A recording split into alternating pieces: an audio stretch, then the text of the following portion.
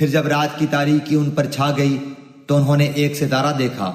آپ نے فرمایا کہ یہ میرا رب ہے، مگر جب وہ غروب ہو گیا تو آپ نے فرمایا کہ میں غروب ہو جانے والوں سے محبت نہیں رکھتا۔ پھر جب چاند کو دیکھا چمکتا ہوا تو فرمایا کہ یہ میرا رب ہے، لیکن جب وہ غروب ہو گیا تو آپ نے فرمایا کہ اگر مجھ کو میرے رب نے ہدایت نہ کی تو میں گمراہ لوگوں میں شامل ہو جاؤں گا۔ پھر جب آفتاب کو دیکھا چمکتا ہوا تو فرمایا کہ یہ میرا رب ہے، یہ تو سب سے بڑا ہے۔ پھر جب وہ بھی غروب ہو گیا تو آپ نے فرمایا بے شک میں تمہارے شرک سے بیزار ہوں، میں اپنا رخ اس کی طرف کرتا ہوں جس نے آسمانوں اور زمین کو پیدا کیا یکسو ہو کر، اور میں شرک کرنے والوں میں سے نہیں ہوں۔ اور ان سے ان کی قوم نے حجت کرنا شروع کیا۔ آپ نے فرمایا کیا تم اللہ کے معاملے میں مجھ سے حجت کرتے ہو، حالانکہ اس نے مجھے طریقہ بتلا دیا ہے، اور میں ان چیزوں سے جن کو تم اللہ تعالیٰ کے ساتھ شریک بناتے ہو نہیں ڈرتا۔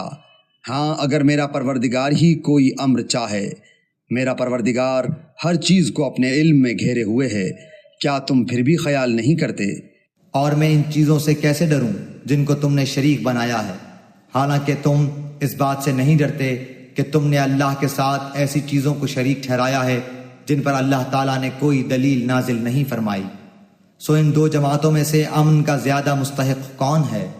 اگر تم خبر رکھتے ہو، جو لوگ ایمان رکھتے ہیں اور اپنے ایمان کو شرک کے ساتھ مخلوط نہیں کرتے، ایسوں ہی کے لیے امن ہے اور وہی راہ راست پر چل رہے ہیں۔ اور یہ ہماری حجت تھی، وہ ہم نے ابراہیم علیہ السلام کو ان کی قوم کے مقابلے میں دی تھی۔ ہم جس کو چاہتے ہیں مرتبوں میں بڑھا دیتے ہیں، بے شک آپ کا رب بڑا حکمت والا، بڑا علم والا ہے۔ اور ہم نے ان کو اسحاق دیا اور یعقوب، ہر ایک کو ہم نے ہدایت کی، اور پہلے زمانے میں ہم نے نوح کو ہدایت کی، اور ان کی اولاد میں سے داؤد کو اور سلیمان کو اور ایوب کو اور یوسف کو اور موسیٰ کو اور ہارون کو، اور اسی طرح ہم نیک کام کرنے والوں کو جزا دیا کرتے ہیں۔